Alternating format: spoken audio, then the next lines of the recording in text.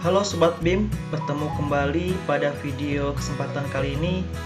Kita akan melanjutkan mengenai materi mendesain sistem jaringan drainase pada Autodesk InfraWorks. Teman-teman bisa lihat, ini merupakan hasil potongan melintang dari road cross sectionnya yang teman-teman telah buat desain jalannya. Kalau kita perhatikan di sini, mengapa ada standar kemiringan dari jalur jalan yang telah kita desain. Misalkan teman-teman bisa lihat di sini ada 2%, kemudian juga bahu jalannya 5%.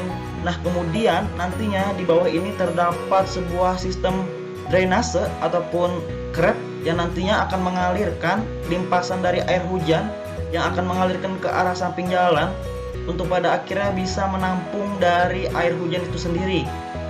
Jadi kenapa dibuat kemiringan seperti ini? Karena untuk ujung ataupun samping jalan itu dibuat sistem drainase. Maka selanjutnya kita bisa membuat sistem jaringan drainase tersebut. Namun sebelum itu teman-teman harus memastikan bahwa tipe dari desain jalan yang teman-teman telah buat itu samping ujung kanan kirinya itu memiliki krep untuk bisa memaksimalkan bagaimana membuat sistem jaringan drainase secara otomatis pada Autodesk InfraWorks. Bisa teman-teman lihat di sini krepnya ada di samping kanan kiri. Kalau teman-teman sistem tipenya ini belum ada krepnya, maka tidak bisa menggunakan sistem jaringan secara otomatis. Kita tinggal bisa klik kanan saja kalau teman-teman belum memiliki krepnya, kemudian insert root komponen. Maka teman-teman bisa memilih tipe yang curve and gutter, kemudian tinggal klik saja, langsung dipasangkan di samping ujung kanan kirinya. Karena saya langsung mempraktekkan bagaimana membuat sistem jaringan drainase. Caranya cukup mudah, tinggal kita klik saja jalannya, klik kanan, kemudian di sini pilih drainage. Nah, di sini terdapat add drainage network, kita pilih saja. Maka dia akan memunculkan dialog promise seperti ini. Ada nama drainage-nya, kemudian juga komponen root-nya seberapa panjang jalan yang kita ingin buat sistem jaringan drainasenya. Kemudian juga ada inlet yang fungsinya itu nantinya akan memposisikan berada di samping krep untuk mengalirkan air hujan yang berada di struktur jalan kita. Di sini juga banyak tipe-tipenya teman-teman. Tipe inletnya sesuai dengan kebutuhan teman-teman saja bisa teman-teman pilih. Kemudian juga ada size-nya, ada default sum depth-nya, kedalamannya berapa meter, kemudian juga maksimum spasinya di setiap drainase, dari satu drainase ke drainase lain itu berapa besarannya. Kemudian juga ada manhole yang ini nanti berada di tengah-tengah ataupun berada di median. Kemudian juga tipenya juga banyak teman-teman, tinggal teman-teman pilih atur saja sesuai dengan kebutuhan. Nah, di sini banyak ya, ada Silpura access structure, concentric structure, tinggal teman-teman pilih. Kalau contoh pada kesempatan kali ini saya mengikuti default dari Autodesk InfraWorks saja, baik itu pipanya, size-nya berapa. Kalau sudah tinggal kita enter saja teman-teman, maka dia akan mengenerate drainage network-nya. Kita tunggu sebentar. Maka sistem jaringan drainasenya sudah terpasang seperti ini teman-teman. Untuk inlet ini berada di samping ujung kanan kiri jalan yang berada di curve. Kemudian juga untuk manhole ini yang berada di tengah-tengah median, nantinya akan memfungsikan menyalurkan air ke tempat yang lebih rendah, yaitu ke inlet. Nah, di sini juga kalau kita lihat di bawah permukaan jalannya, ini sangat jelas terlihat sekali bagaimana bentukan dari inlet, kemudian pipanya seperti apa, nanti akan kita salurkan bagaimana. Jadi dengan menggunakan Autodesk InfraWorks ini akan secara otomatis membuat sistem jaringan drainasenya cukup mudah. Kemudian kalau kita ingin mengatur bagaimana pembuangan saluran pipa ini ke arah mana, kita tinggal pilih saja ke arah Design Review Engineering Drainage, kemudian kita bisa pilih Drainage Network. Kemudian jangan lupa kita bisa klik kanan terlebih dahulu.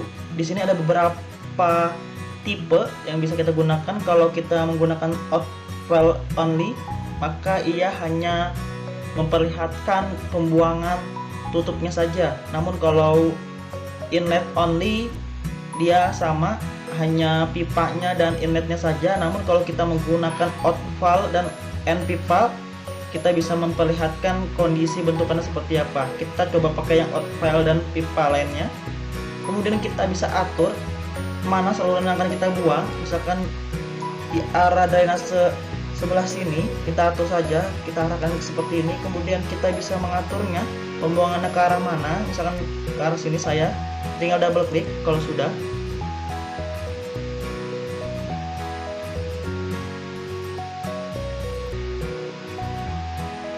Maka bisa teman-teman lihat ya, di sini ada tipe.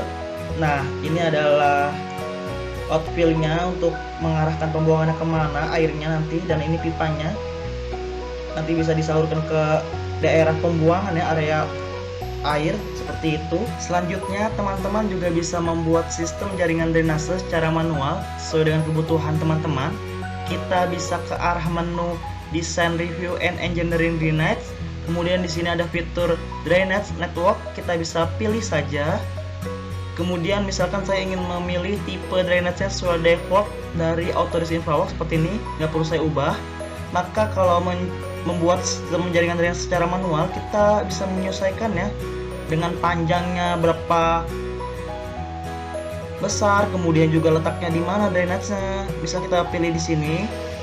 Kemudian setelah itu kita bisa sesuaikan panjangnya, misalkan 15 ataupun 18 meter. Setelah itu kita bisa double klik kalau sudah.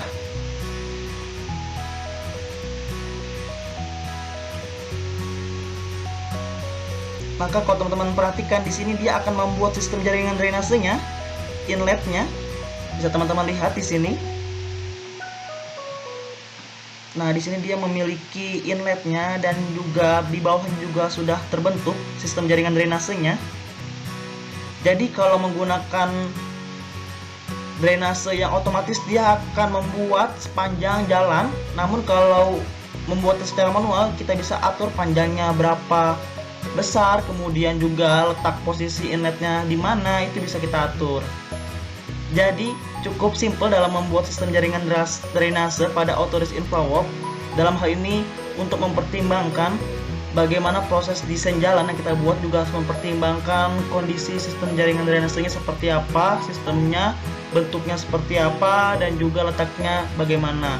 Dan juga difaktori oleh cuaca ataupun intensitas dari hujan itu sendiri, dengan jarak kerapatan dari inletnya itu seberapa banyak.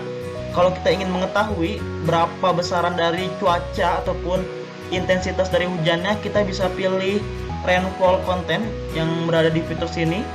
Kita misalkan pilih yang name-nya yang paling atas, maka dia akan menentukan ataupun membuat grafik seperti ini. Ada intensitasnya, milimeter per jamnya, kemudian durasi waktunya berapa menit, bisa kita atur teman-teman.